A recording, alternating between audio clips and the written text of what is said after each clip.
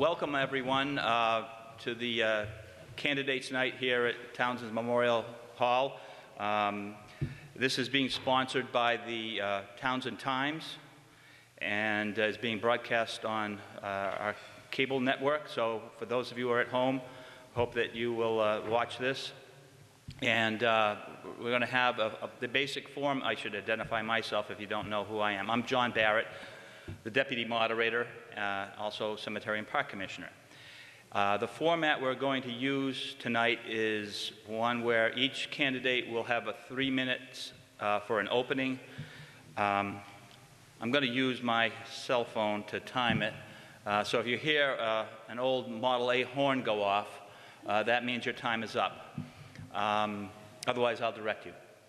And after the opening statements are done, we'll have questions and answers from the audience. Initially, I thought we were going to have to do 2 separate phases, but we were able to get everybody up on the stage. So if you have a question for any of the candidates, just direct to whom you're asking the question. And then all the candidates will have an opportunity for some closing remarks when the questions and answers are done.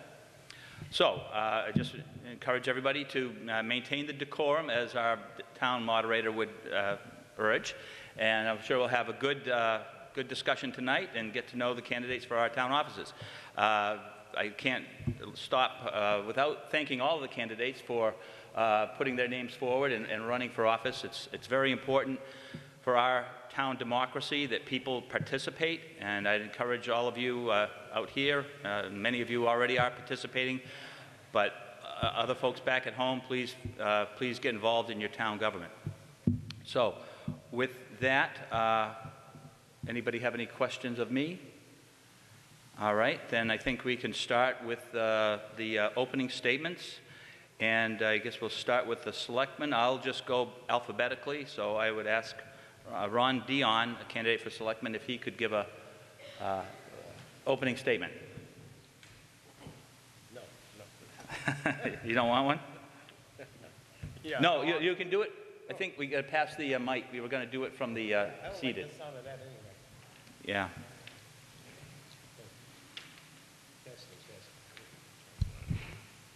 Is it on? Okay. No, that wasn't a burp, folks. Okay, good evening. My name is Ron Dion, as the moderator stated. I'm running for Selectman because, of course, the spot opened up with Mr. Plummer leaving last year. And I figured it'd be easier to try to run without an incumbent in place than it is with one in place. You may recall me from 2 years ago when I ran for water commissioner, and you folks here were nice enough to give me that position, so I did that for a year. But I said I was just going to start out there. That was the beginning, because there was 2 departments I wasn't quite sure of, and the water was one of them because of the fact it was an enterprise. But then the second one was the housing authority, which I don't know if you folks realize, but I got nominated and I got elected to that position too. So I did that also for a year, just to see what it was like.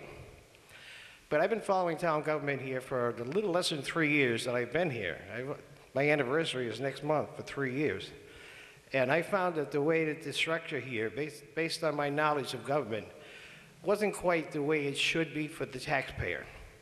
And one of my main goals, well, I have 2 main goals. One is to bring the citizens of Townsend back to this room, to the elections, to everything that needs to be done in massive strength, because there's a lot of decisions that are made that are made, in my opinion, of course, incorrectly. But it's based on the amount of vote. And with the just under 6,000 registered voters and the small turnouts that people come out for even town meetings, annual town meetings at that, that made me kind of upset to see that kind of participation. So I said, well, I want to try to do something, but I want to learn this whole government, because I'm familiar with city operations, not so much town. So I wanted to learn the whole thing before I jumped in to try to get into this seat now. So If you recall, a couple of years ago when the school budget was coming up and it was going to be based on a Prop 2 override, I got on the bandwagon right away with that. And I wrote editorials. And then after the first vote was negative, then I found out there was other folks out there doing the same thing, which I wasn't aware of. So we joined forces to help you folks, the taxpayer, and to get the money, even though myself, I knew personally, it was in the general budget, so we didn't have to go through all that. That's why I kept pushing for a no vote. And thank goodness the town of Townsend joined me with that, or joined us, actually. That was just like a beginning. Ron, I've got to interrupt you. Okay, My car horn on my cell phone wasn't loud enough, but that's Okay. pretty much, you just finish your thought there. I'm glad you didn't hit me in the head, though. That's okay. Thank you very much for listening. Okay, thank you, Mr. Dion. Next, I'd ask Don Klein, going alphabetically. Don? Thank you, Mr. Moderator.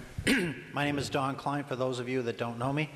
I'm a lifelong resident of the town of Townsend. I just completed 7 years as your fire chief, and my experience here in municipal government also goes back to my time on the Finance Committee of 4 years, 2 as the chairman, and 2 years on capital planning. My background, my educational background, is I hold an MBA from the University of Southern New Hampshire with a concentration in finance. I chose to run for a number of reasons. Is that unfortunately at the age of 65 under Mass law I was required to retire, and but I still have a lot to give to my community. I enjoy the town of Townsend. I think it's a rich community. I think we've been struggling, and I hope to help bring the town back. I know the taxpayers have been struggling with their taxes, and there are things that we need to do. We need to keep up, though, things like our infrastructure, our roads, our buildings, our equipment. And those should be some top priorities as we move forward. But how do we do that? And I would like to help work with the current board to solve some of those revenue problems and find other sources of revenue to help offset the taxes to our residents. And with that, I think, Mr. Moderator, I think that's all I have to say at this time. All right. I'll try to give you credit for that time on your closing if you want, Don. Okay. Thank you. Next up would be Laurie Schifrin. And my name is Laura Schifrin. I am not I was not born in Townsend. However, I've lived here more than half my life since 1976. And in 1978, I was appointed to the Finance Committee by Ed West. And I served on our Finance Committee, I think, 11 or 12 years, and then became an elected assessor. I believe I've been in that position for over 30 years and have enjoyed it because it is part of what I do in my profession as a realtor.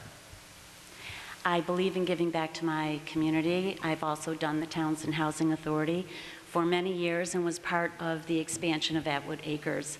Very proud of that. Our community needed it, and we're looking to do more expansion there as well on that property. Also a member of Town Properties Committee. Again, all of that is part of my background.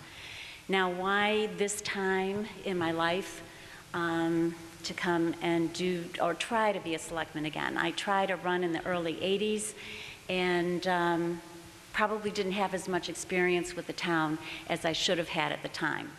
But now I've been in this building for a lot of years, even though volunteer positions and not being paid by the town to serve back.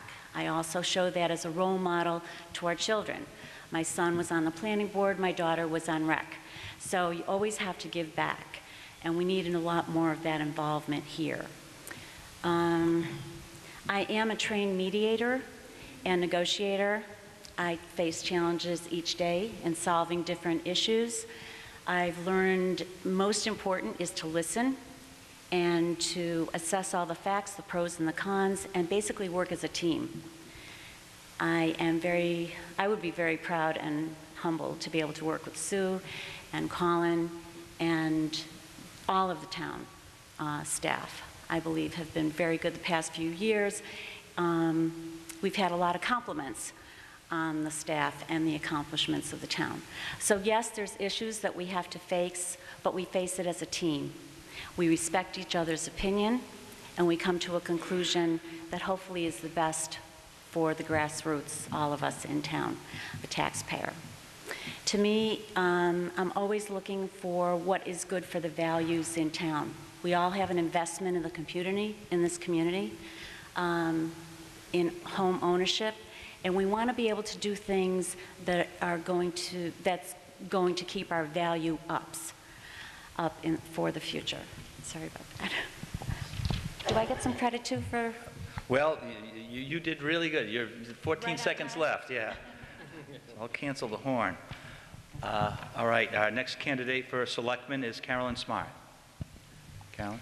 Hi, folks. I wanted to thank all the candidates as well. It's kind of a nerve-wracking experience to come up and talk to everyone. I think we'll be well served with any one of us that are sitting up here tonight.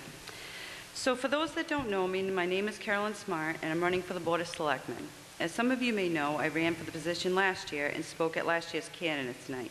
In my opening speech, I spoke of the need for better communication, being respectful, and the need to address our financial future with budget projections and long-range planning. While these concerns are still in the forefront, more issues have developed during this past year. As some of you may know, we, the town, has lost its bond rating. This is a first in our community, and I don't believe is a healthy indicator of our financial stability. In addition, I'm concerned with the large increases in our budget over the last 3 years. I don't believe this type of spending is going to be sustainable, and if it's not addressed, we, the taxpayers, are either going to have to pay more or we're going to lose some of our services. Our infrastructure is in desperate need of maintenance and repair, as many of you know, and that takes budgetary resources, which we do not have and we need to plan for.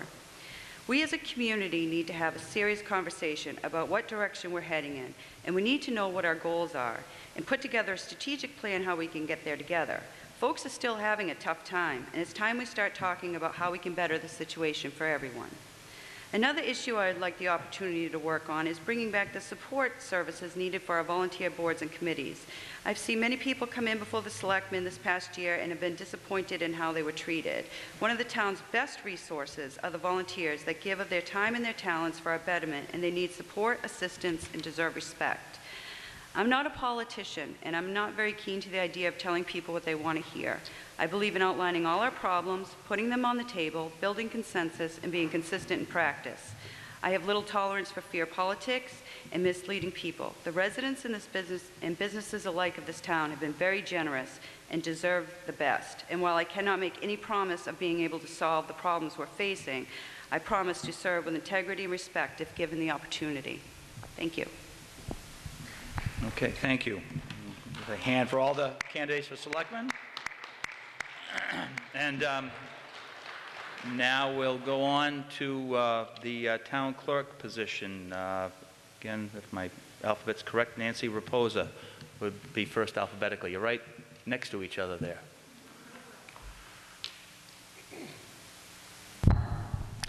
My name is Nancy Raposa. I'm running for town clerk. I've lived in Townsend for most of my life. My husband Roger and I have been married for 33 years and have 2 sons, RJ and Alex. We had choices of where to live when we got married, but made the decision to stay in Townsend and raise our family. When my boys were young, I was involved in Cub Scouts, including serving as Cub Master and also coach soccer. A few years ago, we attended a meeting that asked residents to brainstorm about how to bring revenue into the town. At that meeting, it was mentioned there was a vacancy on the Finance Committee, so I volunteered to serve on that committee. It's through the interactions with other departments and committees while serving on the Finance Committee that made the decision to run for town clerk an easy one. I am currently the Human Resources Manager for a quick service restaurant franchise, and for 3 years had the responsibility of 22 locations. My prior experience included HR manager for a mortgage company and several years at Neb's, Deluxe, working in both human resources and other departments. As the Human Resources Manager, I'm responsible for adhering to legal requirements for keeping records, as well as staying current with state and federal laws. I feel my experience and expertise will make a smooth transition to the role of town clerk. We live in an age of technology, and there's a vast amount of resources available, unlike when I first started working and needed to rely on mailed updates to keep current. I'm willing to admit if I don't know something and smart enough to figure out where to find the needed information, whether it is looking up a specific Massachusetts general law or contacting a neighboring town clerk or the Secretary of State's office. We all have busy lives and are not always able to be in town when the offices are open. When I was making a decision about running for town clerk, I went to the town clerk's website.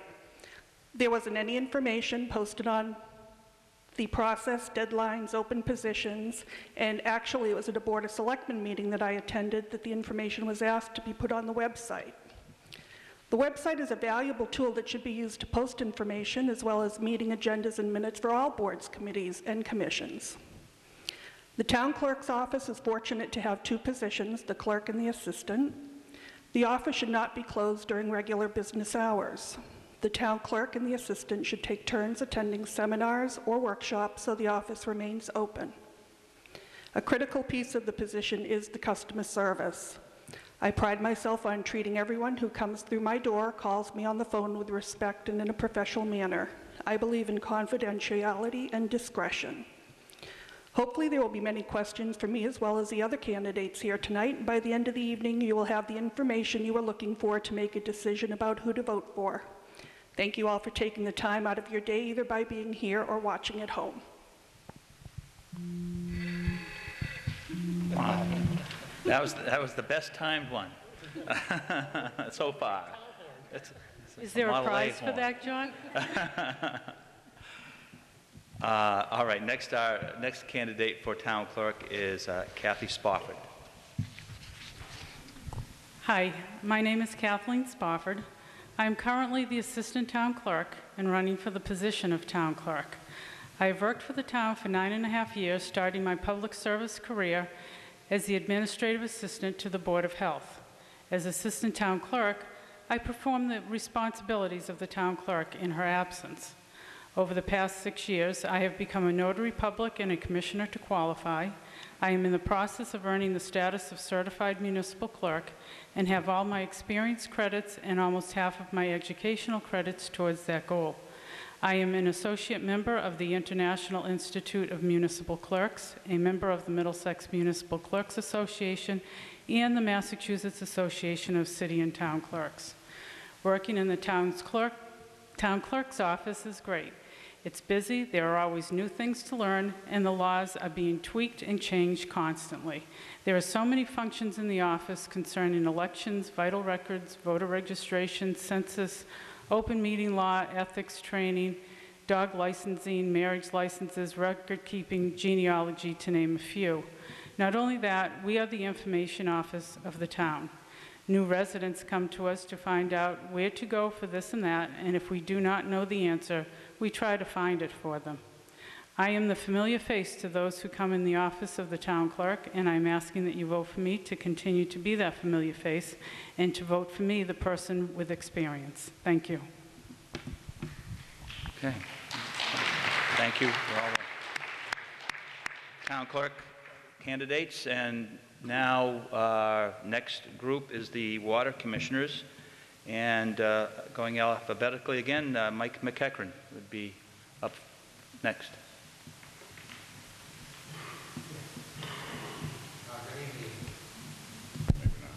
Good evening, ladies, gentlemen. My name is Michael McEachran, and I have lived in town since 1967. I am employed at the Townsend Water Department for the last 17.5 years, and I feel with my experience with the system and attending the water commissioner meetings and knowing what's going on in a day-to-day basis, I'd be a good candidate for water commissioner, because it's all about the water takers and being a team up there at the water department to make all the right decisions and continue to make things better. And that's really it in a nutshell. Thank you very much. Okay, thank you, Mike. You get a credit for that, too. Next would be Pat McFarland. Well, hi, everybody. My name is Pat McFarland. I don't have the pedigree that all these people up here have. This is going to be my first foray into town government. I've been in Townsend for 19 years, raised my family here. Originally from Vermont. I also graduated from Southern New Hampshire University. My degree was called Management Advisory Services, which was a double major in accounting and MIS. Some of you may know me. I was at NEBS for 11 years also, up until recently. Decided to get into town government. We're empty nesters now. My son is also going to the Southern New Hampshire University. Don't do the sports that I used to do, so it's time to give back. The reason I want to run for, or I want to attain the Water Commissioner's office, you know, I'm a customer, first of all, and you know, I want to ensure that we maintain the quality that I think we have now, and at the low cost. I mean, when you look at our water costs now, I mean, it's probably the lowest utility that we have, and you know, I want to keep it that way. Really, the quality is what I'm looking for, too. I also think that going forward, water is going to be a global issue. I know it's hard to fathom that now when I still have a glacier in my backyard and it was added to this morning. But you know, I do think at some point we need to understand where we are and what our future is with our water supply. I believe it's very important. Imagine the value of our houses if we didn't have good water. That's how far it goes. I want to be in the board also to promote conservation. I think that we can team up and promote it through the schools. Look at some of the things maybe that our electricity provider did, where they did audits, voluntary audits. You know, that's something we could do. Maybe we can provide tools for people to conserve water in their homes. I think it can only help. I also think that we need to look at the future and what are the risks to our water supply. I'm not going to sit here and list them off now, but I think knowing what the risks are will help us if any of those bad things do happen. Other than that, that's all I got. Thank you all for coming too, and I appreciate your vote. Okay, thank you, Mr. McFarland. The next candidate for Water Commissioner is Andrea Wood. Hello. I was born on the east side of Detroit. Then we moved to Phoenix, met my husband, we went in the Army, and lived in San Antonio and all over the place. Never in the Army or in Detroit did we ever have the ability to do anything about our lot. The politicians ran everything, and you voted, but when you have such a large body of voters, how much does your vote really count? Then you got stationed at Devon's, and we moved to Townsend. And lo and behold, just after we got here, you had a town meeting, and I found out about it, and I've been in love with local government ever since then. It is the only time you don't know what a jewel you have to actually be able to sit on a board and make your bylaws or change your bylaws or do away with bylaws that no longer fit, to build departments into things that are important. It's just been a wonderful experience, and I think we've lived here about 40 years, and I think I've been involved one way or the other for about 39, and I don't regret a second of it. At the time, some seconds I regretted, but now I don't regret them. When Mr. Dion resigned as Water Commissioner, I got appointed to fill his position. So for the last year I've been in the Water Department. It's been very interesting. Our water quality is excellent, and our techs and our staff work very hard to keep that up. However, one of the problems the Water Department has is the other commissioners, and commissioners for a long time, so place their importance on just the water that processes in the office fell apart. They just went away. Things we should be doing, we weren't doing. And in this last year, we're doing a lot of them, We've accomplished projects. We've still got some things that we have to work on, but we've made some real headway. I would like to continue in making the headway at the Water Department. Thank you.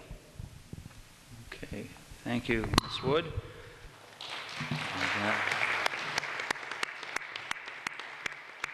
Now, thank you all, the candidates, for your opening statements. You all did very well.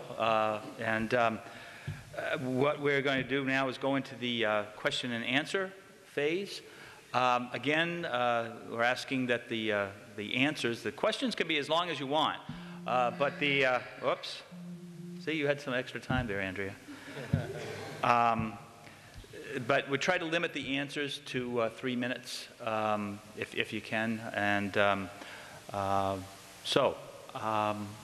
open it up to questions. I just ask if people, now, do we have a microphone for, yeah, all right, Steve, you got us covered, okay.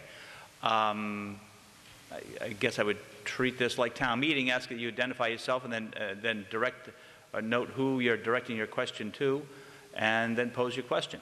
So, anyone have a question for the candidates?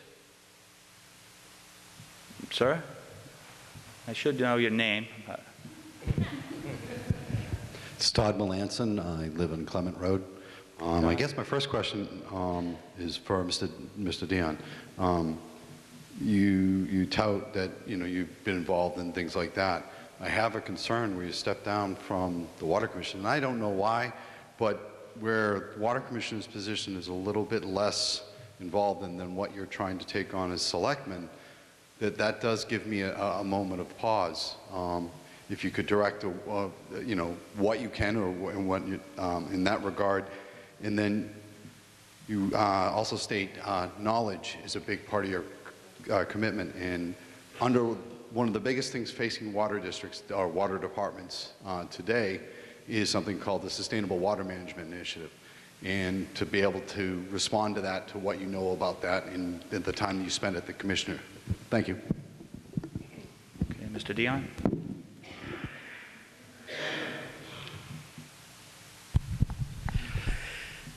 Honestly, sir, I'm a Vietnam veteran, and I couldn't make out any of what you said. I didn't hear any part of your question whatsoever. It was all a mumbo-jumbo because of this type of system that's in here. I'd appreciate it if you would come right up to the front here and relate what you just did, because I can't understand the question. If I can paraphrase for you, Todd, I think Mr. Melanson's question, Ron, was that you had been on the Water Commission. I'm hearing you through here too, so it's kind of like just bad. So. Okay, well, we got to try to broadcast it to the folks at home, so okay. Maybe I'm standing too close. He asked that given the fact that you had been on the Water Commissioners and had resigned, and that you're now running for Selectman, he wonders why you resigned and why you feel that you're better off in the Selectman's position. Yeah, there's a somewhat perceived, at least, difference between the workload, if you will, of the Water Commissioners versus that of the Selectmen. More, maybe a different kind of role there, and why you feel that you can handle the Selectman's role. And he had a question with respect to Can I answer water. one first before you go to the second one? Yeah, we probably ought to limit it to one question, actually. All right. Like I stated in my opening statement, there was an opening spot on the Water Department, so I went out there and I promoted for it because I wanted to get elected to it, because I wanted to see exactly the whole complete operation, because that was one department I was not familiar with. All the other departments in government I'm familiar with, totally. So I wanted to see, because of the enterprise part of it. It was an enterprise fund under the thing, and I wanted to see how the whole operation worked. I found that out within that first year. I said, okay. And the same question is going to be related to the Housing Authority. I did that for the year too, because I wasn't familiar with how that operated, where it was not a federally funded housing authority. Okay, this is through the charter. So they have no funds whatsoever to work with. So it's very difficult to find placement for homes for people when there's nothing there. Okay, so, and what was the second part? Mr. Melanson, do you want, I think we should try to limit it to one. I did let you ask the second one, so I'll let you do that, but... I guess I have a response to the answer then, if you want to skip the second question, is you were elected to a certain term, a length of term, and when you ran, if you had told the people of the town that you were only going to stay in it for a year or year and a half, when it was a 3-year term or 2-year term, I think that would make people feel, it would have been more upfront and people would have felt better about it. What you're running for right now is entirely a lot more time intensive and things like that than a water commissioner would be. Mm-hmm. So if you only stayed a year as a water commissioner, how can we be sure that you will stay a full term as a selectman? Thank you. Thank you. Well, this one here I committed to, otherwise I never would have pulled papers for it. I pulled papers, I was the very first one to do it in January, because I wanted this, now that I got the knowledge from the last 2 departments, which I wasn't completely familiar with, like I stated before, I know the rest of government. I know how everything else works. I've been following this for the 3 years I've been here. I taped every selectman's meeting, every single one of them that's on the air. I've taped it. So I can revert back to it if I want to find out information. If somebody asks me a question and I'm not sure of the answer, I will find out. That's what I do. I get involved. When I get involved, I go in full bore. The water department was just one that I wasn't quite sure of. I wasn't completely up to speed on. I wanted to be up to speed with it, and I did that. Here, you can appoint people, say I resigned early, of course, but then the selectman can appoint somebody to the board to finish out the following year and then go for another election again. So it's not like you're committed to 3 years, and it's not like we get a lot of money for what we do. It's kind of like zero, a dollar that you never see, but it's a zero balance. So I'm not in it for the money. I'm in it to serve. I've been serving all my life. I was in management, retail management for 15 years, where I was a floater within companies. I know how to manage money, and I know what's going on in town. I've had roads paved here already, sections of roads paved, that no one else takes upon themselves. I'm involved in all aspects of this building. Thank you. All right, Mr. Dion. I would ask all the candidates to bear in mind to try to answer the question, not to go on beyond the topic of the question, okay? If you can just try to be succinct about answering the question. Are there other questions for the candidates? Mr. LeQuire? James LeQuire, 171 Fitchburg Road, also running unopposed for Board of Health for my 4th term. Mr. Klein, what is your opinion of sexual harassment in the workplace? Can you rephrase that question, Mr. LeQuire? I asked his opinion of sexual harassment in the workplace. In the workplace, okay.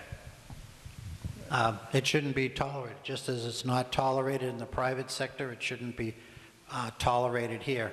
Everybody should be treated as an equal, and nobody should be offended against, whether they be male, female, for any reason, whether it be sexual, religious, or anything. Thank you. One more question? I'll let you, yeah, okay. Okay. As chairman of the Board of Health, I stood here at a town meeting, and the Board of Health had done a lot of research on what to do with a place called Devon's. The Board of Health's recommendation to the town was not to go to Devon's. And at the time, you took and stood up with the people that were with you and voted Devon's through. If you're elected, are you going to continue to ignore the hard work of the other boards, or are you going to listen to them and cooperate with them? First off, I appreciate the work that all the boards do. I was asked to give my opinion on the Devon Center, and I gave my opinion. And my opinion was I thought it was the right direction to go. I still believe that, and it's been a success. and more communities are signing on with the Devon Center as we speak. As far as for the future, if I'm elected, I intend to listen to everything that a board, any board in town has to say.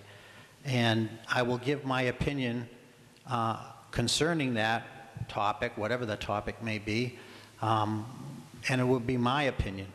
I don't speak for anybody else but my own opinion, but I do truly believe that everybody should have their say. Whether I don't care if it's the Board of Health, the Finance Committee, the Capital Committee, they do have the right to speak and give their opinions as well as I have mine. Okay, thank you. Mrs. Jackson. Hi there.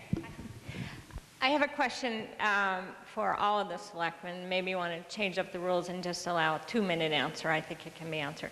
And that is a vision or a plan or an idea or a suggestion for the former library spot, the Hart Memorial Library. It's very, very sad to see that sitting there like that. And tonight I declared it a parking lot because it was a good place to park and nothing's being done with the building. And I asked this question last year and I asked it the year before. So I don't want to come back next year with the same question. Okay, all right. Does everyone, the candidates for selectmen, understand the question? And Don, you have the mic, so you want to start? I am in total agreement with you. I think we have a lot of properties, and we need to look at all the properties, not just the library. And we need to find another use for them, whether it be for our own use or whether we need to sell it off to a private investor. But yes, I do agree that we need to do something. We've got a lot of property in the town that either belongs to the town of Townsend or to the state, and those are off the tax rolls. We don't get an awful lot of pilot money for the state properties, and so the burden falls back on the taxpayers to fund the services that we need to protect not only our buildings, but the state property. And so we need to find ways of utilizing our properties to the best possible and bringing additional revenues in, whatever that may be, for those properties. But yes, I would be more than happy to work with anybody that wants to find or utilize that property next door that would get it back onto a usable condition. Okay, Ms. Schifrin? Sure. I wasn't at last year's candidates night, so I haven't heard the question, but I will tell you, being on town properties, we have discussed all of the properties, as Don stated, that the town owns. It is a shame to see them not utilized at all, but by the same token, they need so much work to bring them to a certain standard that they could be used, that it stopped decision-making.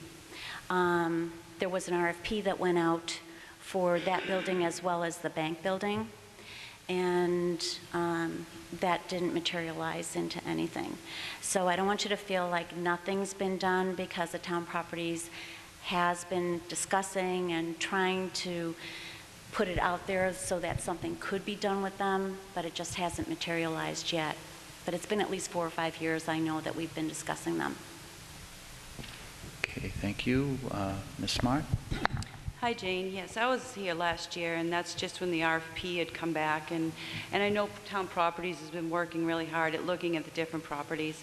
With the library, I remember reading a structural report or an engineering report, I'm going to say 15 years ago, with all the beavers had tunneled in the Squanicook banks. So I know it's not just the rebuilding or reconstruction of the library that needs to be done, but we're going to be looking at reinforcing the bank of the Squanicook as well. So that's really something that's going to have to be looked at. There is a possibility it might need to be torn down and maybe a memorial garden put there. I know that nobody wants to hear that. We love our buildings, but it does have to be looked at with an open mind. Okay, Mr. Dion? I tried to make an opportunity when I was on the Housing Authority. That was one of the things. When I found out that the property committee was going to go view that building and they were going to get access to it, I made arrangements with them to go. They agreed. I met them there. That night, before we entered, I was denied entrance. I wanted to go out and scope the building out to see what were the possibilities, because I have housing experience, construction experience, plumbing, heating, all of that. I wanted to get a picture of what the inside of that building looked like. I was denied entry. I know it needs a lot of work. It's got to be brought up to code tremendously. It's way out of code. It's the oil-based paint and everything else, but without having the view of the inside, I couldn't get a perspective on what the building could be used for eventually. And the same token with all the other buildings in town, I would assume, because they're all about the same age. So it would take a creative mind, and I don't believe many folks here have that. Thank you. Okay, any other questions from folks? Going to try to move around a little bit. If you're the only one, Jim, well, let me go to Mr. McPhee. If I could, I'd like to ask this of all four selectmen candidates as well. What are your thoughts about the proposed TGP Kinder Morgan natural gas pipeline that is scheduled to go through the northern tier of towns, including Townsend? Thank you. Did everyone get that? All right, let's go alphabetical. Ron? Well, recently in the paper, there was an article about that, about Ashburnham, where they're it's going through a legal process right now, and the state has to approve something before, well, the state has the right to permit them to go on properties, the private property. But at the moment, it's going through legalization, and I would say, why don't you wait a little further, a little longer down the road, because nobody knows what's going on with that yet. And they have a prediction of coming through Townsend here. So I would say, let's wait to see what Ashburnham gets done, because Ashburnham's a couple towns away. They got to go through Ashby to find out how their results turn out, and then we'll take it from there. Okay, thank you, Mr. Klein.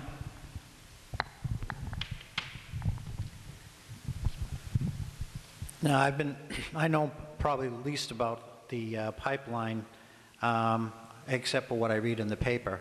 Like most people, I have my doubts about seeing it coming into my backyard. On the other hand, I understand the reasoning behind bringing the natural gas line in here. We're very dependent on oil in this part of the country, and the gas pipeline, with all the changeovers to natural gas in the area over the last few years, has required more and more natural gas to be brought in. Unfortunately, the pipelines can only carry so much, and they have to find a way here.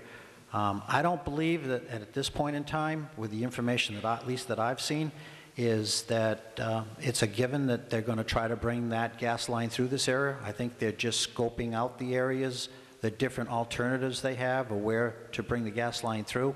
And I think you need, as a member of the community, or even as a member of the Board of Selectmen, you need to stay on top of that and see what they're going to do and where what their plans are.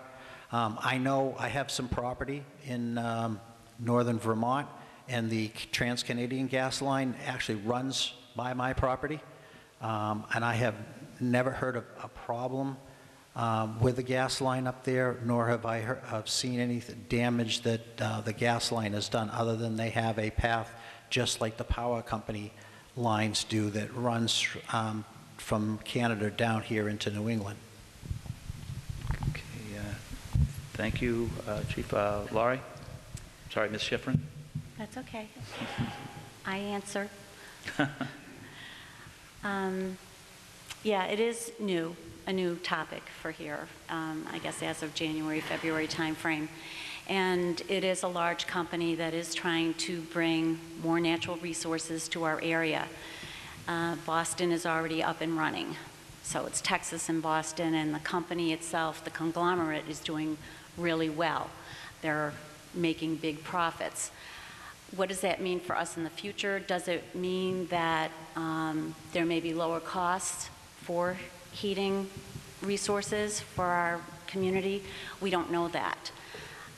I will tell you from a perspective of real estate, and what that might be if you had a gas line in your backyard. It may be likened to electrical wires going through your backyard, easements of that sort. There are a lot of easements that will come with the piping that goes through your yard. So again, really premature. There's probably pros and cons to this. At this point in time, I don't know how well that would be received here in our area versus a city-fied area. Plus, we do have a lot more wetlands to be concerned about. So that would be my take. Thank you. Ms. Smart. This is a subject that I've been gathering as much information on as I can. I attended the meeting in Ashby where they had a lot of information. There's twofold here for me. One is, as a selectman, what I want to do is educate our residents. Even though the gas pipeline is only wanting to do a survey in the area, there's things that we can make our folks aware of, things that can protect themselves, like, you know, having your attorney review it to make sure that they have to, you know, restore your land the way they had it. There's been a lot of stories, and then you're responsible for the attorney's fees if that's not outlined in there. So if they come on your property and do the test holes or whatever and they don't put the right loam and grass seed down, you have to hire a lawyer to take them to court. So as a selectman, I'd really want to do a lot of proactive things to educate on how people can protect themselves. Now, I've been doing a lot of other research on the actual fracked gas line itself. One of the things that concern me are the compression stations they have to have every so often. If people aren't careful when they do the contracts, you could end up with a compression station in your backyard, and that's happened to a lot of people. So you really want to get ahead of it and learn about it and educate the folks, so if we are forced with it coming through, we have the best contract and the best, you know, look out for our citizens here. Right now, from all the information I gathered, I do have a lot of concerns about it, but like I said, I haven't, you know, stopped learning on it yet, so. Okay, thank you. All right. All right, Mr. Leclerc?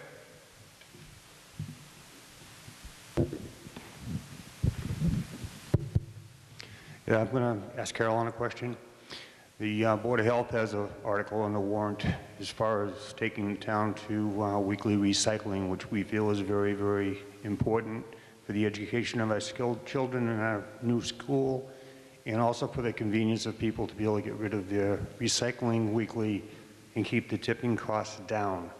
The warrant is $71,000. When you average it out, it comes to about 88 cents a household per week. What is your take on that?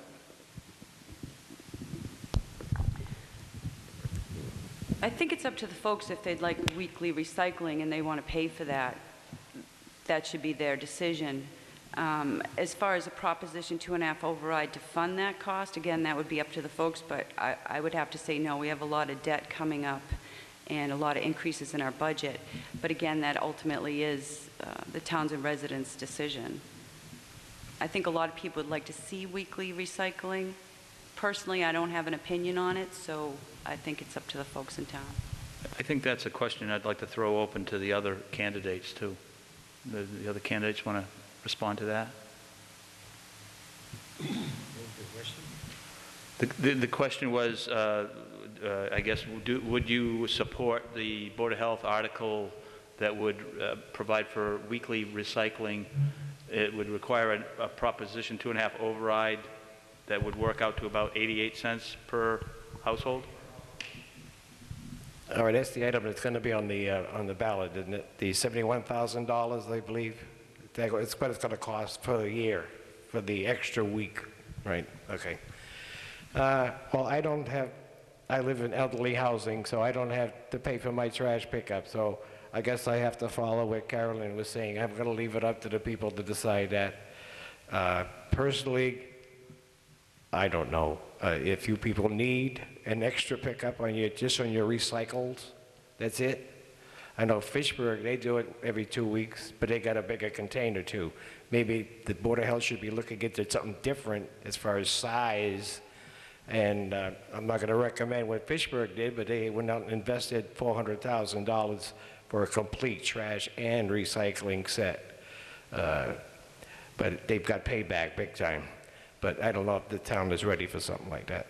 But it would still be up to the people who have the property owner who owns and has to throw out the, this is just the recycling now, folks, just the recycling, okay? For the extra week. Okay, so I'd have to leave it to the property owner. Thank you. Okay, Don? I'm for recycling. I think that's the way to go, and the more we can recycle, the better off it is for the town. Unfortunately, I don't think I can support a 2.5 override, given the fact that we have a lot of other areas that we need to put some money into, our roads being one of them.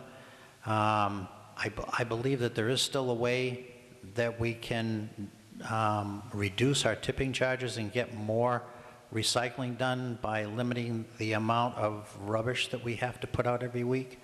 I think you're on that. That's a right way to go for the time being. And then as we move further down the line, looking again at doing that maybe in the future, but at the moment, I don't think I could support something like that. Ms. Schifrin? I'm not really going to be saying anything different. I think that we need to recycle, and it's important. But if the voters decide that that's what they want to do, it is just 88 cents a week. However, that would be forever. And I have to agree with Don that we do need the money elsewhere. So. Okay, thank you. I think Mr. Melanson, you both had a chance, so I'm going to go to Mr. Melanson. He did have his hand up earlier, so then to Ms. Jackson. We've talked a lot about revenue and reducing the tax base for the town. The town, as we all know, are based solely on, or primarily on property taxes. Which holds more importance for you, bringing in more revenue or being able to decrease the tax rate? Is that generally for all the candidates? Yeah, okay. Don, you want to start off?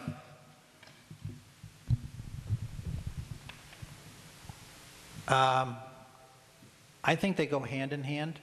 I think if you find additional sources of revenue, that will help either stabilize or help reduce the tax rate to the folks here. The problem is finding that additional sources of revenue. One of the things that I've been successful at as the fire chief was looking for grants, and believe me, there are a lot of grants out there that a lot of people don't know about. Some of them are small, some of them are quite large, but because we don't have somebody that spends their time just looking for grants for the community, it's up to the individual boards and committees to do that. I think we need to look at, one of the things that I would like to do is start looking at everybody and everything in general and looking for those kind of grants that we could help bring in to help offset some of our taxes. The other thing is to work with the boards. We need to work closely with our representatives to make sure that everybody in Boston understands how much it is hurting us by them not supporting the tax base out here. I think we're still suffering from the big dig. A lot of the revenues that should have been coming to the communities are going to pay off the long-term debt for that project, which unfortunately has a greater effect on the city of Boston than it does for the town of Townsend. But my idea is that we need to go out and start looking for some of those, and I'm willing to work with the Board of Selectmen, with the Finance Committee, the Capital Committee, or whomever I have to find those sources of revenue and start bringing it into our community. Okay, Laurie? I would say that we're not unlike many communities. Unfortunately, this is a situation that a lot of cities and towns face. And I think I can remember back to the 70s when I was on, the late 70s when I was on the Finance Committee, we were discussing the same things then. And we had a much larger stabilization fund. You know, we had more money then and we were talking about the same things. So I think it is like Don said, you know, you just buckle down and have a lot of discussions about how you might be able to get more grant money. And an avenue for doing that might be some of the colleges, might be able to get students to write the grants for you. So resources like that, the youth. So Todd, I think my answer would be both, like Dawn. In thinking about how you can raise revenues for towns, and as we all know, we're away from major transportation systems. So this is probably why we've never been able to attract big businesses or big industry to our town. We've about 30% state-owned land. But what we do have is unique. We have trails and rivers and ponds. I mean, we're very fortunate in that sense. And I really feel that long range, we're not going to make a lot of money overnight, but long range, if we start cleaning up our trails and our rivers and, maybe some nature classroom, conservation type of things, that we'll be able to build up the mom and pop stores and the little restaurants and stuff, which will help bring revenues. I don't know, or I don't think there's a way to increase revenues overnight. It's got to be part of a long-range plan, which involves bringing together, like Dawn said, all the boards and committees and the brightest and the best from our citizenry. You've had some wonderful ideas, that we've talked about. So that's really what it takes in putting together that plan and moving forward towards it. Okay. Ron?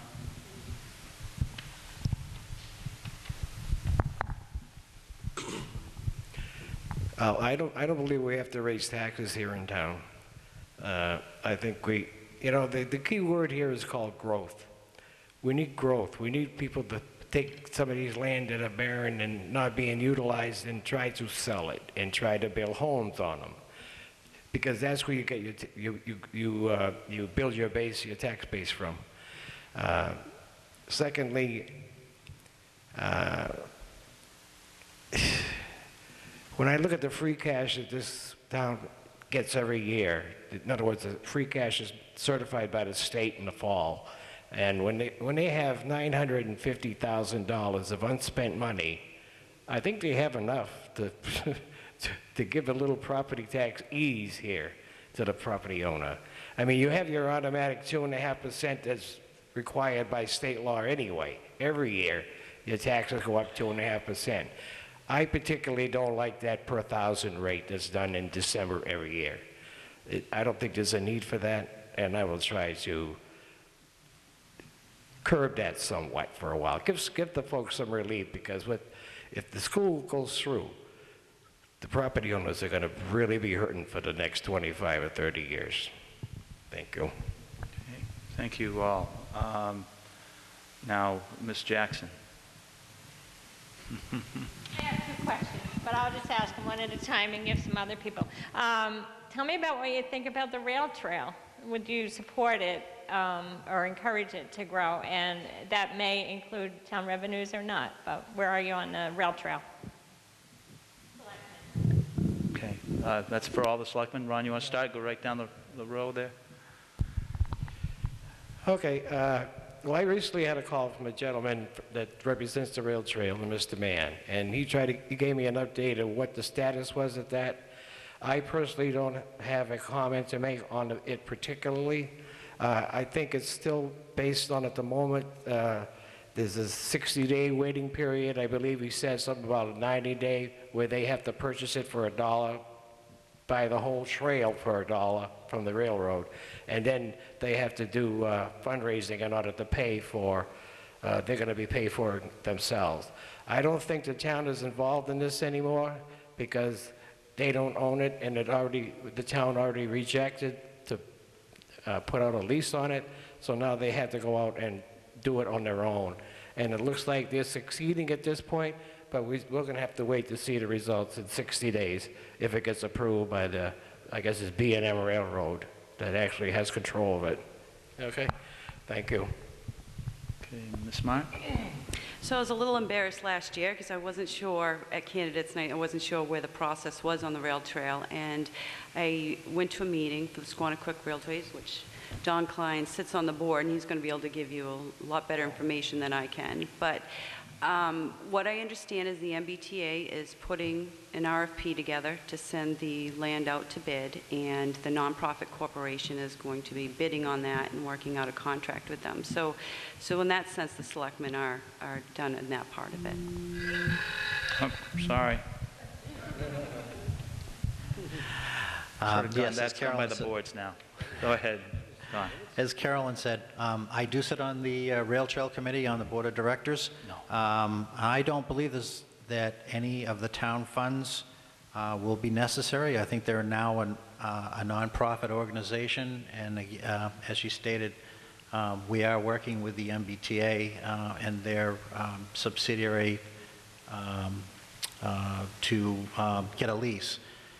Once we know that we have the lease, in fact, we've already started some of the preliminaries to generate some fundraising to help support the building and maintenance of this rail trail going forward. Ditto what Don and Carolyn said. And just to say, I believe, though, that in the future that the town will support, that the selectmen will support the fact that the town should be supporting the rail trail. You know, I think it'll be a great addition to the community and to the area. Okay.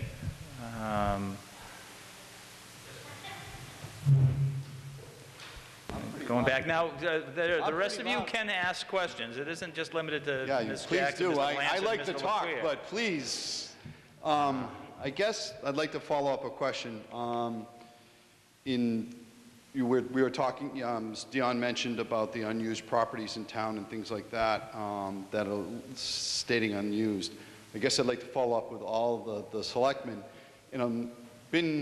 Carolyn mentioned that I've put out just throwing things on the wall, looking at out of the box, thinking of bringing in revenues.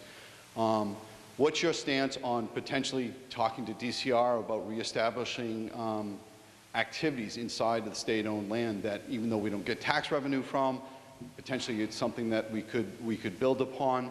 The rail trail was one. The other, and I'm sorry, things go in and out of my head,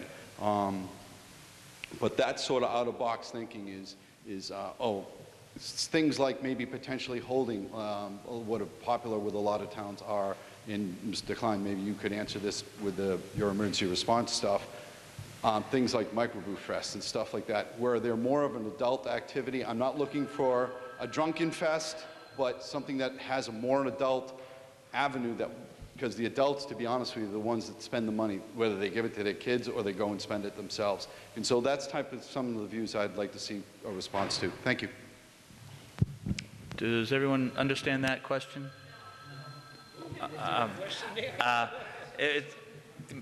Todd, I think if you could concentrate a little bit more, you sort of covered a lot of areas, and it didn't really come to a final point. What's your, I mean, it goes back to my bringing in the revenue. Having dealt with grants, especially from the state, I'm not, if you can get them, fine. I'm not a big proponent of them. There's too many attachments to what you actually have to do and who you can actually use to do the work or in things like that. So in some respects, grants are good, but the other side of it is they're not so good. So I was looking for more of a definitive on the revenue bringing in. We have massive tracts of land that the state owns, that we own, that are forestry, state parks, things like that. I guess my next selectman, I'd like to see them take a more vocal approach and try and work out with DCR or whoever else to try and bring revenue in that way. And just that sort of thinking is what I was looking for. So, I mean, would that be something you could see yourself doing? All right, then let me try to make sure we understand that, because you're asking if this town could get the state to help or allow the town to use the state land more, either by allowing uses in the state land or getting payments in lieu of taxes from the state? Okay, just allowing more activities that could generate income. Okay, Don? As a matter of fact, that's one of the items that I have been working with DCR and the Forestry Control on for a number of years. they're in the same situation that we are. They don't get a lot of funding from the state, so they have to do what they can through grants and stuff that they write. One of the things that they have been doing over the last several years is opening up areas of the state forest, going in, clearing them out, clearing trails, not only for forest management and fire control, but to use as recreational opportunities for people to come in and do things in the summertime like horseback riding, hiking, mountain biking, in the wintertime cross-country skiing, snowshoeing, those kinds of activities. Those are the things that once they get those trails opened up and they start to promote it, and we can obviously help with that, is to promote those activities, and that will bring revenue into the community. That's the resource that Townsend has, is our land. We have a lot of beautiful land here. We have a lot of resources that if we can get people to come in and use those recreational activities here, that's funds that they will spend in our community, in our commercial district. Rail trail will help support that. That's one of the reasons that I got onto the rail trail in the first place, is because I believe in it. I've used the rail trails in other locations, and I've seen what the rail trail can do for a community, and I'm fully supportive of it, and will do my utmost to help promote that if I'm elected. Laurie? I would just say that I have not had the experience with it that Don has had, but certainly they're good ideas. And I truly believe that not each one of us individually can do anything or make decisions for our own. We are a selectmen's board. So obviously the discussions that will take place, pros and cons, and then we move forward, and hopefully that is for the best. Carolyn? Yes, I'd be very vocal in supporting that. And we're very fortunate. We have a good group of folks that our Conservation Commission is organizing, and they're going to start and go out and clean up some of the trails. And I believe that they are working with DCR and having some access to that. So kind of grassroots and getting folks and volunteers involved to start. But also I'd love to get some young college students in, some marketing folks, and kind of come up with a slogan for Townsend and kind of start pushing that marketing towards, because we have beautiful trails. I always went to New Hampshire to walk on them, and then I started walking on Townsend. It's like I've been here for 23 years, and I didn't realize how gorgeous they were. So absolutely, I would support that. Okay, Ron? Okay, you're going to have to relate the whole question because I couldn't get no. Okay. I'm trying to follow through with these. The question, I think, Mr. I thought there was something about revenue from get permission from state for the town to get revenue for. I don't think they would allow that, but. I think how would you use the state forest to generate revenue for the town? But who would do the collection? I mean, somebody would have to do the collection. I don't think the state would allow that anyway. You'd have to get permission from them, and I think they would have to go through your state representative and your state senator in order to make something like that work. I don't think that they would give the permission to the town itself to do that, because how are you going to collect revenue? I mean, there's so much open space, there's so many entryways. People are using them now. But in order to try to collect money from the folks that are using it now, is that what you're trying to say? No. Okay, thank you. Okay. All right. We got a couple new people here. All right. Sorry, guys. I won't. I'll come back. I've got two sort of in the back, then I'll come back to Mr. LeQuire and Mrs. Jackson. Sir? Hi, Dave Schuttler, 409 Main Street. Recently, there was a special town meeting for a proposal from the school committee to build a new high school. What is your position on this? This is for all the selectmen, and why? Are you for building the new high school, renovating what we've got, or doing nothing? Okay. Guess we'll. You want to start? Any volunteers? Mr. Dion. Thank you. I've been following the school building committee along, well, it's been on television, and I took a tour myself on March the 8th, a 2-hour tour. Of course, I have my own personal opinion because of the construction of it all. But I'm going to have to pass on that at the moment because they say I don't pay property taxes, so I'm not going to get involved with the payments for the next 25 or 30 years. But my personal, well, I guess I will give an opinion. My personal opinion, because I was dumbfounded when I walked through the building and didn't see a sprinkler for fire safety anywhere in the building but down in the boiler room. I saw one down there. And I asked some other people who were taking a tour with me. I said, have you seen a sprinkler in this building yet? They said, no. I said, well, my God, what would happen? I said, the hallways are so confusing to walk down. They all look alike. I said, where's the front door now? I have no idea where the front door was because all the hallways looked alike. So I would say for those who think of the future and my personal opinion say, well, you got to think of the future. Okay? Thank you. Mrs. Smart? Yes, we talked about this last year, candidates, and I think everyone agrees we need to do something with the high school. And the school building committee has worked incredibly hard, and they've done great community outreach. And, I have nothing but respect for all of the work that they did. So, yes, it's very important to our community that we have a good school system. Thank you. Mr. Klein? Yes, I too support the new school building. I have had the opportunity to be in the building numerous times. And yes, that building does not meet the current fire codes. But unfortunately, until they do a major renovation, I have had no authority to force them to bring it up to code. Which would have taken a substantial amount of money. But I do believe that supporting the educational needs of our children, because that's the future. That's the future of our community. That's the future of our nation. So I am in total support of the current building. Ms. Schifrin? Yes, I too am in support of the new building. And I will tell you that the first question that I'm asked when somebody's looking for a home is, what's the school system like? And I also believe that Townsend is going to benefit the most out of all three towns because the building is housed in Townsend. So I think we'll be very fortunate once that happens, and the children are the infrastructure of our country. So I'm all for it. Okay, thank you. Gentleman in the back there. I'm Perry Tomasetti. I'm at 5 Gemini.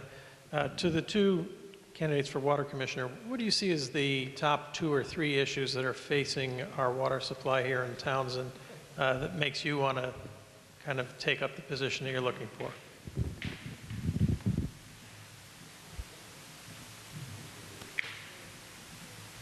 Mr. McEachran? As of right now, we have a very good water supply, and there is that swimmy thing which Todd mentioned earlier, that the DEP is really getting involved about the water conservation and continuing to try to conserve the water.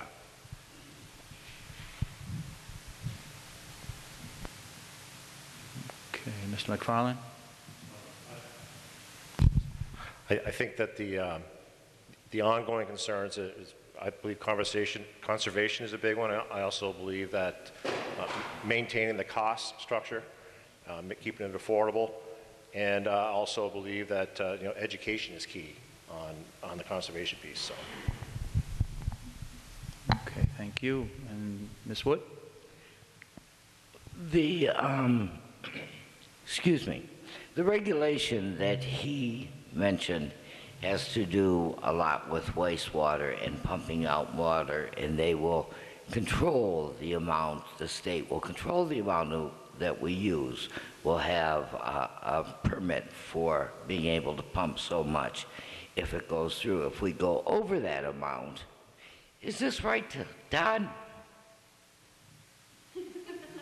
He really knows this law well, and he explained it to me. I just don't have it as pat in my mind as I should. I'm sorry. That's all right. We're talking about swimming, right? Yeah.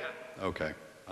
Just so everybody knows, my name's Todd Melanson. Beyond being a resident of the town of Townsend, I also am the environmental compliance manager for the Chelmsford Water District.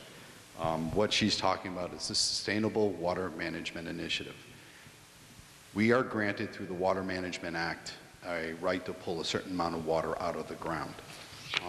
Certain forces within the state and nationally have pushed for tighter and tighter restrictions on the Water Management Act, on water utilities, to reduce what they pump. It was tried to be passed through the legislature for the last 10 years with little or no success. So what they did, the current governor's administration proposed a regulation change. And it's in that your water usage is going to, what you're going to be allowed is going to be based off your average, and that's the water you pull out of the ground with the pumps. And it's going to be based on your average for 2003, 2004, and 2005,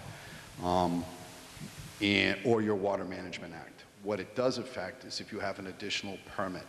If those two averages, if the water average of those years are below what you use and you're not using your permit, you do have a chance to lose the permit or do mitigation, environmental mitigation to offset that.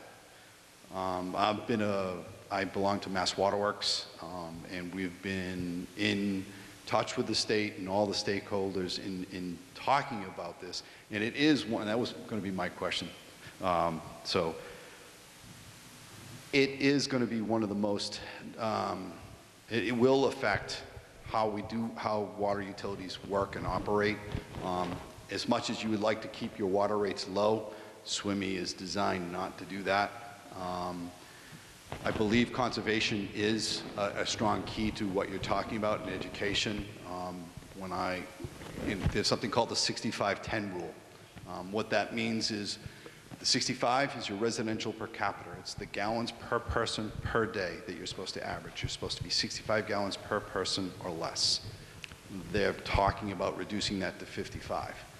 The 10 is what they call unaccounted for water. Just like your house is metered, all their wells are metered. Theoretically, those two numbers, all the meters added up and the meters on your pumps, theoretically they should be equal. They never will be. There are breaks, leaks, and all sorts of things. So they allow you a 10%. I think a large part of what your job is going to be is crafting regulations that help you reduce your unaccounted for, whatever it is, and educating the people. That's one of my primary jobs, and it's not easy. So you do have your work cut out for you. And that's about it. Thank you, Mr. Melanson. Something All right, else do you I want think is any follow-up important. to that, Andrea?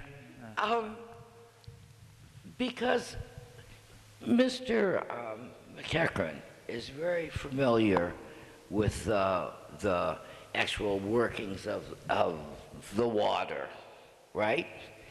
And I've been very lucky since I've been on the board to have people like Mr. Melanson and Mr. McNamara explain these different things because I have no familiarity with those things at all. I do have a lot of familiarity, though, with things in general. And the other two things that we've talked about doing, there's some improvements in the office itself that we'd like to do, some warehousing for inventory, and which ultimately affects the water in that it would make it more efficient for us to address the problems. And the other thing is to start on a replacement of pipes. And our system is old, and it's time that we just gradually reconstruct it through town, and we're working on a plan towards that. And that would keep our water pure and good. Thank you. Okay, thank you. Right, any other questions right now? I know Mr. LeQuire had his hand up, and then Ms. Wright. But Mr. LeQuire? James LaQuille, 171 Fitchburg Road. This is addressed to the water also. As far as the Board of Health is concerned, we have a generous supply of our town water, and we also have a whole bunch of residents that are on well water. We have been approached by several different residents that are on town water to put in irrigation wells. The irrigation wells would benefit for watering their lawn, washing their cars, watering their garden. Where would you stand on that? That's for the water commissioners. Mr. McEachran? Me personally, if somebody does want to put in well, excuse me, I'm sorry about the nervousness. I've never spoken public and whatnot, but I know there was some stuff about Harbor Trace residents wanted to put in some wells for irrigation only, which would not be connected to any part of the water system. And I guess that's up to the homeowner, the way I look at it. If they'd like to do something like that, me personally, I wouldn't see a problem with it, because there's no connection to the potable water system. Okay, thank you. Mr. McFarland?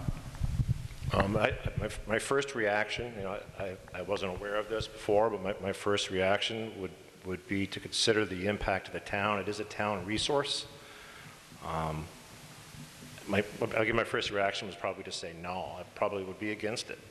But I would have to probably look at the situation as a whole. I can't make a blanket statement right now. If it didn't affect the resource of the town, though, I could see where it could be something that I could support. But initially, probably not. Okay, thank you. Ms. Wood?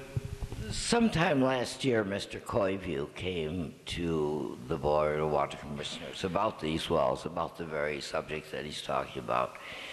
And he explained how the new systems won't release water if it's raining and all kinds of things like that. But it's really kind of a moot point, since wells can only be permitted by the Board of Health. The water department has nothing to do with it.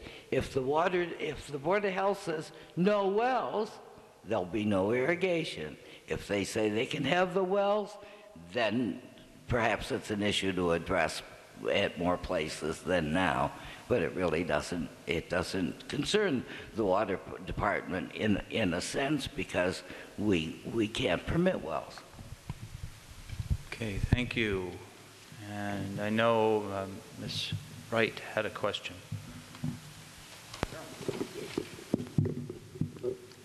Carol Wright, Warren Road. My question is for the two candidates for town clerk. In the past, the town clerk's office used to do not only the dog licenses, but the fishing and hunting licenses and the passports and among other things. And the births and marriages used to be in the town report. And I was wondering if the two candidates could tell what their position would be on having the town clerk's office do these things. Okay, question for the town clerk candidates. Ms. Spofford? We no longer do the fishing and hunting licenses because the state changed their whole way of doing things. It now has, all the monies would have to go into a separate account. We talked to the town accountant, and she really didn't want to get into that. They'd remove it electronically. So that's a whole different ball game.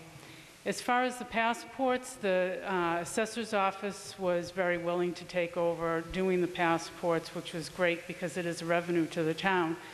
But we were not able to continue to do them because the Department of State felt that if you handled birth certificates, you could not do passports anymore because there was some community that there was problems with that. And since there's only two of us in the office, it's hard to say, well, you can only handle the birth certificates, you can't. So that's why we didn't do that. And as far as listing them, in the town reports. It's a HIPAA law for the births, and it also takes up a lot of space, and it's quite costly to print the town reports, and that's why that's not done anymore. And we just put the numbers, how many there were, and that's how we do it now. Thank you. Thank you. Mrs. Raposa?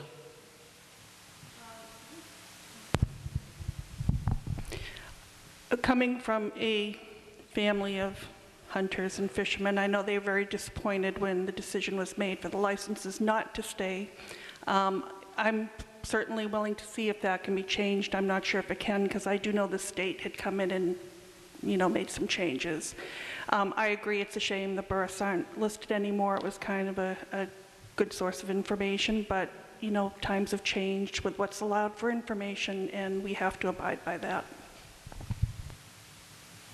Okay, thank you. Ms. Jackson? I think so. What's the time limit? Don't want to burn all the candidates out, but I think we do have some time. Oh, we always have time for that. No. That's right, that would be a good ending. What would be the selectman's position on alcohol in a town building for for just something to think about, a one-day, one-event permit, that said permit being issued on a case-by-case there, if there would be a change-up in a permit for alcohol in town buildings. Okay, and that's for the selectmen? Yes, please. Okay. All right, who's got the mic nearest? I guess, Laurie, would you mind starting? You're going to have to explain that. Okay. Is it on? Okay, I'm on. My first thought when you asked that was liability. So if there wasn't an issue with liability to the town, then I suppose on a case-by-case basis, it could be just, like the VFW, I don't know, you do it for the VFW in the room. But that was my first thought. Okay, thank you. Mr. Klein? I believe that there is liability insurance that you have to carry, and that can tend to be very expensive. I wouldn't have a problem with it on a case-by-case basis, but I wouldn't want to see us open up our town buildings for serving of alcoholic beverages on a widely spread base. But again, I don't think that's possible anyway because of the liability. Okay, thank you. Ms. Smart? The liquor liability policy that actually the one-day licensee would have to hold is very expensive. I think it's $800 or $900 for the one day. I know it was a few years back, but there was a meeting and the police chief came and he had a lot of concerns about it. But I think we have a couple different issues. There was a request just for a wine tasting from the library, and I know they do it in Pepperell. So maybe we can kind of look at that a little bit further. But I would agree the liability is not something that we'd want to take on. Okay, Mr. Dion didn't quite hear that, but the question was, would you agree to allow I guess the consumption of alcohol in town buildings on a case-by-case basis? Oh, okay. Absolutely not. The liability would be outstanding there, and it would have to be for some sort of, like they do currently through the Selectman Board. They give their one-day licenses, but they're for halls and established businesses. To have a public building, just a town is responsible for. No, I can't see approving anything like that. And as the other candidate stated, the liability itself would be too ridiculous. And then you would have to get police involvement into it, and you'd have to make sure it's controlled, and it just wouldn't be a very good idea. I'm sorry. Okay, all right. Mr. Melanson. Did I miss anybody? Oh, people upstairs, they left. Okay, or they came down here. I guess Todd Melanson, Clement Road. I guess I'd follow up that with, what about the idea of designating a town property, whether it be the common or something else that you can not enclose but secure, in having things like a brew fest, like Fitchburg does, or something like that, on a more regular basis. So maybe those people end up where the town property, though. Would the town still have to hold the liability, or could the person holding it actually pay for the liability? All right. And would you support something like that? Smart.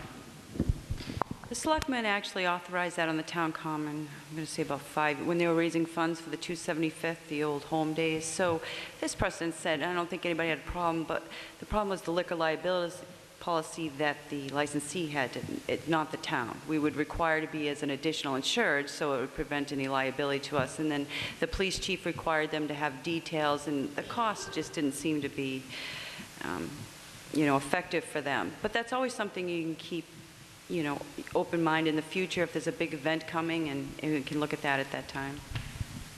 Okay. Ron. Yeah, I would have to agree with Ms. Smart here. It would be too ridiculous to do it, and of course something like that would have to be okayed before it came to the selectmen for approval, through the police department and the fire department, all the other agencies that would be responsible to oversee it, because we couldn't do it. It would be somebody with authority to be out there doing that. So maybe once in a great while, I guess Ms. Smart was stating that years ago it was done once or twice or whatever, but it was gone through a process, and it would still have to go through the process. Thank you. Mr. Klein.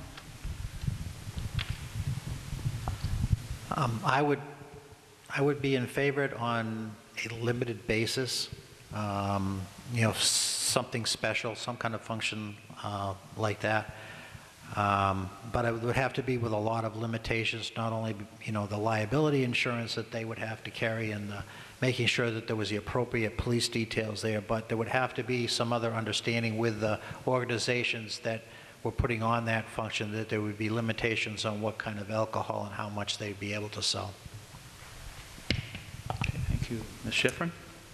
Just to add to that, because all the points that were made were valid, sometimes it takes money to make money. So if you had a sponsor, say an event or an organization that wanted to raise money and got a sponsor to cover all their costs to hold the event, then perhaps you could bring something like that to the community. So that is something that could be looked at by the selectmen as a viable option for a fundraising group. Okay, thank you. And Ms. Wright?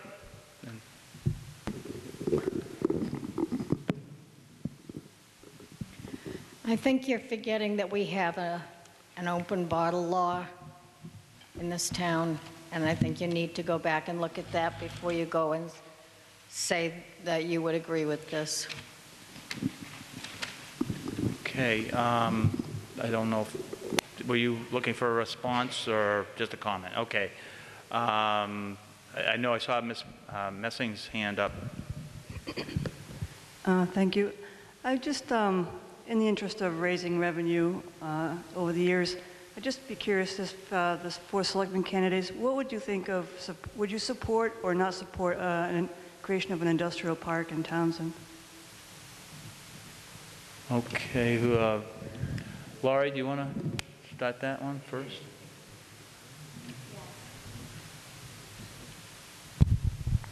Yes, I would be in favor of supporting an industrial park. There's been areas talked about before. I remember, oh God, it must be more than 10 years ago. We had a presentation at the Townsend Business Association by, I think it was Peter Collins, actually. And it looked like a pretty good plan. And that was, it just didn't come to fruition. But it certainly wasn't going to be in any congested area. I think we were talking North 13 at the time, but there are some areas in town where that could be done, and that would increase the revenue to the town. Most certainly, I would be in favor of some kind of an industrial park here. That's one way of helping not only raise some revenue, but it's also a way of lessening the tax burden on our residents. And anything that we can do to lessen their tax burden, I'm in favor of. Hi, Heidi. Actually, I was on the planning board, and we worked on the development of a parcel off of Main Street where our highway station is now, and actually tried to have that rezoned industrial, and it failed at town meeting. So obviously, you need to look at whatever parcel that you're suggesting be industrial, you know, watch out for environmental protections, make sure it's a viable then it goes through the planning board, and you have hearings on it. So it's kind of hard to say, yes, I would support it. It depends on where it is, but bringing business into this town is important. So in theory, yes. Thank you. I think it has to do with an industrial park? Yes, would you support an industrial park in Townsend? All right, yes, I would support it wholeheartedly, but it would have to go into the restrictions like Ms. Smart and Mr. Klein and everybody else has also already stated. The thing is, though, you would have to go find the people to come in it. And we being so far away from the highway, for tractor trailers to go through about 4 towns before they get here and then turn around and have to go back out again. If you could find the businesses, I'll help you get it going, but you got to get the businesses first. Thank you. Okay, and Mrs. Lizio, you had a hand up? I have a question for Kathy Spofford. Kathy, I'm just curious about something. I had heard that Sue Fanioli had mentioned to a couple of people that she would be open to taking your place where you elected into her position. And I just wondered how you felt about that. Would you be open to hiring Sue for your position, and would that cause you to be uncomfortable in any way? No, I have heard Sue mention that herself, and she's more than welcome to apply. All applicants would be considered. It would be nice to have the knowledge in the office, but there could also be other people out there just as knowledgeable, so I would have to go and see who would apply for the position. Thank you. All right. I think we probably have gotten to the point where we can do closing statements, but I'm going to have to pose one question because I'm kind of surprised it didn't come up. I'd just like to hear from the candidates what their position is for the proposal of a new fire station and what the town should do with respect to our fire station. Laurie, if you'd start.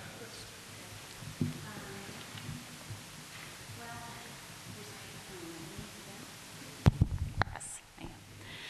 I believe we're supporting 5 buildings now. So I don't know if I'm in favor of the presentation as it is right now, but we need to do something because all the buildings need some sort of work. So I'm in support of something happening in the future, just don't know when that's going to be. I sort of know your answer, Chief, but... Obviously, you know where I stand on this subject. I do support this. I've been working on this for the past 7 years. But I want to say that irregardless of whether I'm elected selectman or not, I'm in favor of it. But ultimately, it's not my choice as to whether or not this moves forward. It's the choice of the voters in the community, and I will respect their voice. But as I said many times to many people, that I plan on making a presentation.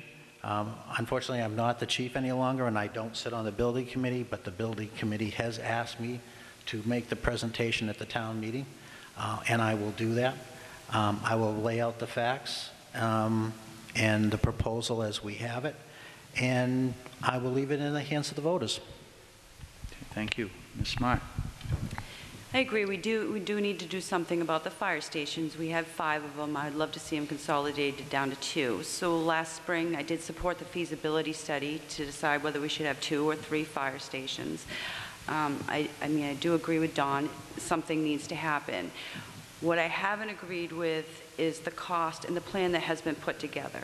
But as a selectman, I would support the station itself, but it has to come down in cost. I was thrilled the building committee notified the capital planning committee they're going with a design build, and I think that's going to dramatically lower the cost, or knock on wood, I hope it is.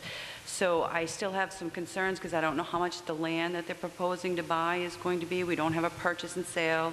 The lots haven't been separated. The testing hasn't been done. So I don't think the plan is necessarily ready for the voters. That's my opinion. It's going to the voters, so that's going to be on you. Thank you. Mr. Dion. I guess I would have supported it if it would have come up a couple of years ago or 3 years ago. But you know, I'm sorry, Chief, but I think the timing is a little bit wrong right now for the proposal. But it's still going to be, it's not going to be my vote that's going to bring it up or put it down. It's going to be the townsfolk, as they all agreed already. The town is going out for the vote. What the townspeople, hopefully the 9,000 people we have here, or the registered voters that number just under 6,000 will come out. And then, well, it's going to be your choice, your opinion, your money. Thank you. Okay, thank you. All right, Mr. Melanson, since I tried to steal the last one, we'll get one more.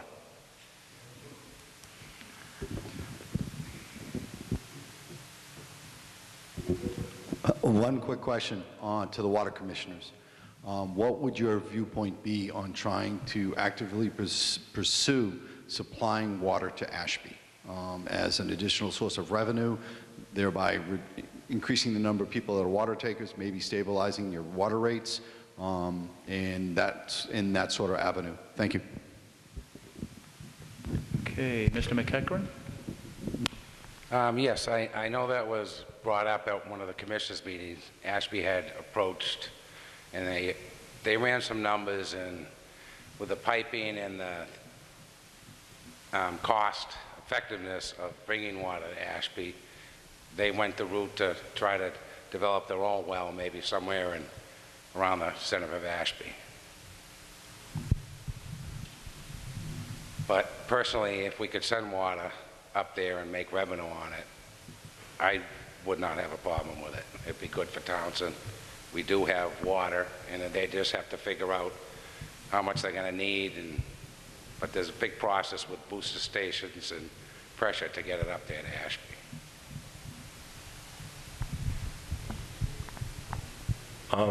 Personally, I don't think that I would support a selling water to neighboring towns. I understand the need for revenue in the town, but I just think it's an asset that belongs to the town, and it's a bell that you can't unring. Once you sell it, if there are issues with water and towns that needed water, what are we going to do? We're going to shut these other towns off? So I think it could raise other issues. So my answer would be no. I wouldn't support it. Thank you, Ms. Wood. Originally, when Ashby came to us, they wanted us to run the pipe for nothing. And Mr. Rayfuse pulled together the figures and sent it to them, and they felt it wasn't cost effective, and they were going to look for their own wells. I've heard nothing else, though. They've not recontacted us, and I don't believe they have put in wells.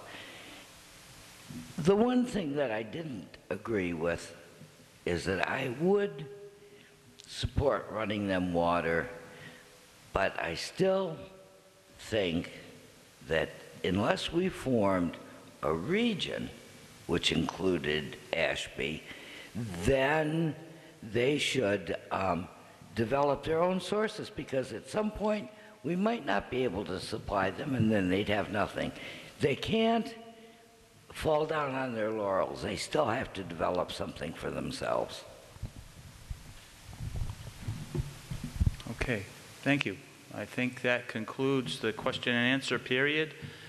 And now we'll give time for all the candidates to give a closing remarks. I think we can probably limit it to 3 minutes. We may not need to take all that time, but I think what I'll do this time is go in reverse order from what people were doing alphabetically before. So I guess we'll start with the Selectman and ask Ms. Smart if you would give your closing remarks.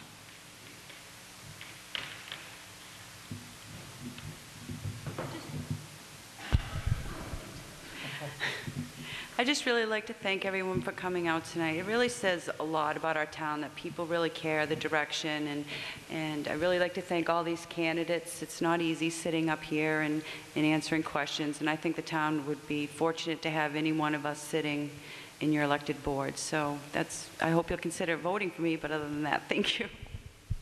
Thank you. Who's next? Yeah, Laurie.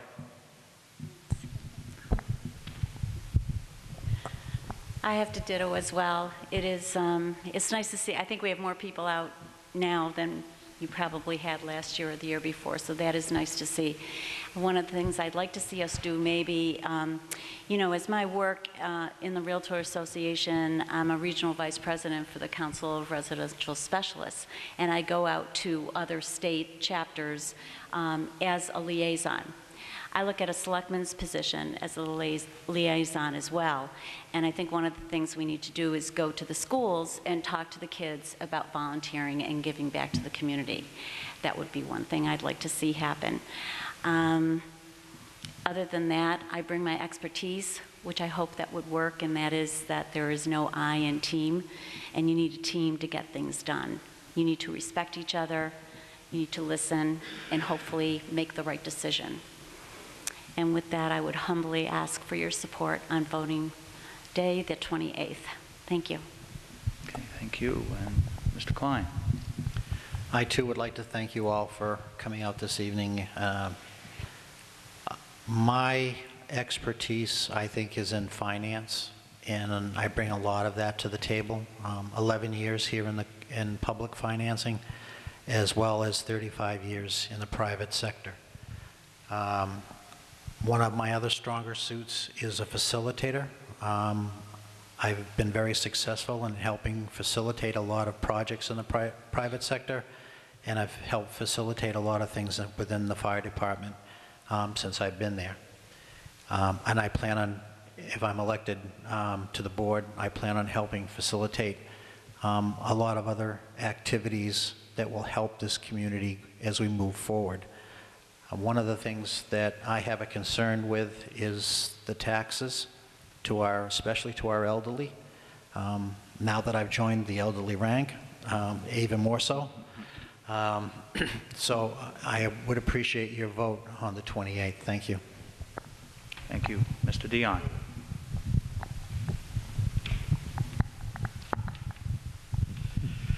Good evening, and thank you for coming out tonight. We wish it was a little bit warmer, but evidently we'll settle for this for now. This is a very interesting arrangement we have here. It's my understanding that this is the first time that there was actually 6 candidates that drew papers this year. This is very interesting, and that's I was hoping to start something here, and it got started, and that's to bring more candidates out for the big pay spots that some people offer here for selectmen. And it worked out well, but only 4 actually turned in papers, which thank you very much for all doing that. This is what the town needs. It needs to be sparked. And I believe I've begun that, not only being here a couple of years. So, and I can do much, much more. I've got the knowledge of public serving, the managerial portion of it, the budgeting, and I've been following everything that's happened here. So I also would appreciate your vote. Maybe a couple more than all the other 3, but Just a couple more, it would be fine. Thank you very much. Thank you. Now, if you want to pass it down to the town clerk candidates and Mrs. Spofford.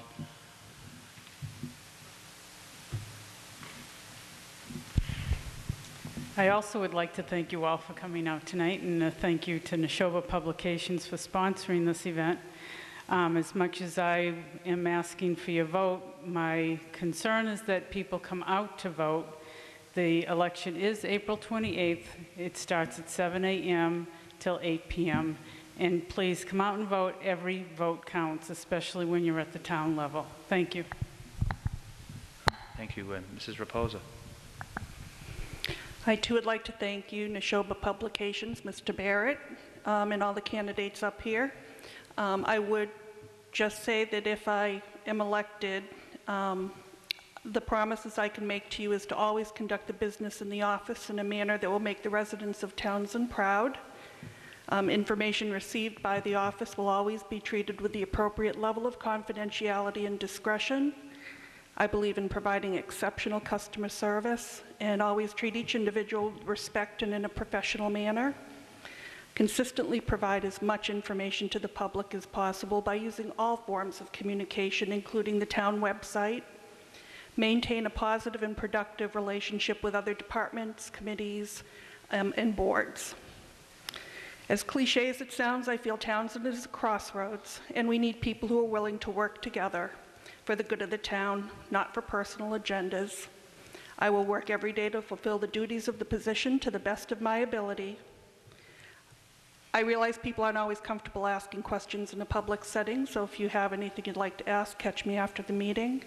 Otherwise, thank you again so much for your time, and remember to vote on April 28th. Thank you. Ms. Wood. I would like to thank you all, too, and all the candidates, except for two. And one of the things I should have said about the important things before, and I'll stuff it in now, is that we're putting in new radio reads. If you have not gotten contact the water department, because the new system is going to make our billing so much simpler and quicker. And the gentlemen come in and they install them. It's just a matter of minutes. They're in and out, no problem. I thank you all for coming. I hope you vote for me. I can do a good job. At the moment, if you've heard, I'm not overly loved on the water department. But once we get through the correction process and get in line and in compliance, everything will be fine. Thank you very much. Thank you. Mr. McFarland. Also like to thank everyone up here. I'm wondering which two you were talking about. Beats me. I thank you for the opportunity to run for the Water Commission position. My background is in finance, but my real role in all of my businesses that I've been in has been business partner. I've been in many different businesses, from the mutual fund industry, hardware, software. I was at NEBS, and the business partner role is very transportable. I don't profess to know everything that's going on with Townsend Water right now and with all the regulations that are coming up, but I can guarantee you that if I get elected, I will certainly be on top of all that. So I ask everyone for your vote on the 28th. Please come out and vote. Thank you. Thank you. Mr. McEachran. Hello. I appreciate your vote too, and I do thank everybody for coming tonight. And I'm starting to relax a little bit. And like Nancy said, some people don't like to ask questions in public. Well, I don't like to really speak in public because I get, like I said, very nervous. But we do have a lot of improvements as far as water distribution system that we'd like to take care of. You know, like Andrea said, the piping is getting old, and we have hydrants that need to be replaced, and it goes on and on and on. But it's just continuing and to watch out for the money for the water takers, where it goes, and appropriate it in the right and best place for the water takers. Thank you very much. Okay. I'd like a hand for the candidates who came out tonight.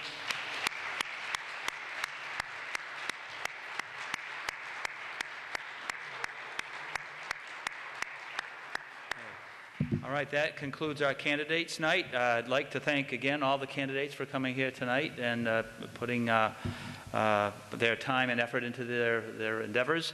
I'd like to thank all of you for coming out and asking questions and participating in our democracy. And I'd like to thank Neshoba Publications, the Townsend Times, for sponsoring this event, and thank all of the voters back home out there in TV land. Make sure that you remember to get out and vote Monday, April 28th, and don't forget town meeting on May 6th. Thank you. Thank you, John. Thank you, John.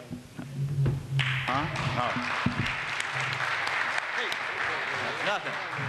Thank you. Great job. All right. All right.